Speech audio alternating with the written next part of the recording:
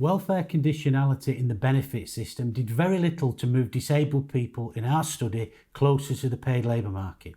Long-term physical and mental health conditions and wider discriminatory attitudes pose significant obstacles to finding and sustaining paid work. Disabled people especially criticised the work capability assessment. Most who attended a medical assessment believed their personal accounts and the effects of their impairments were frequently improperly disregarded by assessors, particularly when their mental health was under scrutiny. This is Steve. When I came out of work due to this injury, I had no option but to go to the local job centre to try and claim a benefit. They sent me for some medicals, and it was fine to start off with.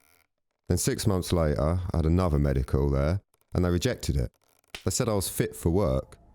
They could not understand that I was in hospital, and how am I supposed to work when I'm in hospital?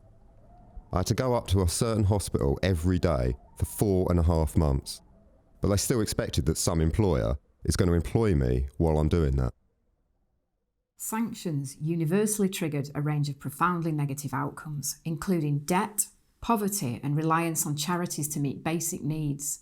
On occasions, benefit sanctions were unjustly and inappropriately applied. In contrast, when people were placed in the ESA support group and the threat of sanctions was lifted, it enabled them to refocus on more meaningful searches for paid work. Here's Sophie. As soon as I was put in this category, instantly I had relief. Instantly I had, right, I know my money's going to be in this. I'm not going to keep getting in further and further financial distress. When I knew I was having well over a year without being sanctioned, that immediately helped me start thinking, right, work. I want to go back, contribute back. I don't want to be on benefits for a number of reasons. It's embarrassing, it's limited money, but I physically couldn't cope with doing the work. You know, that's why I'm here. At our second interview, Sophie had begun limited paid work. I think, oh, excellent. I've now got a stepping stone where I can do 15 hours and 59 minutes, which for here, for example, isn't a set job. It's just do as and when support work, but that's that stepping stone. And then at the next place, I can do 15 hours, and once that's successful and maintained, then I know I can go into my full-time work. At our final interview, she was working full-time and was looking to progress to a better paid position with more responsibilities. In terms of my health, I still have times where I'm coming in and I have to go to bed, and that's it, and hide away at the weekend. But they're getting less, and I'm doing more social things. Appropriate, personalised support was vital in helping people move closer to paid work. It may take many forms.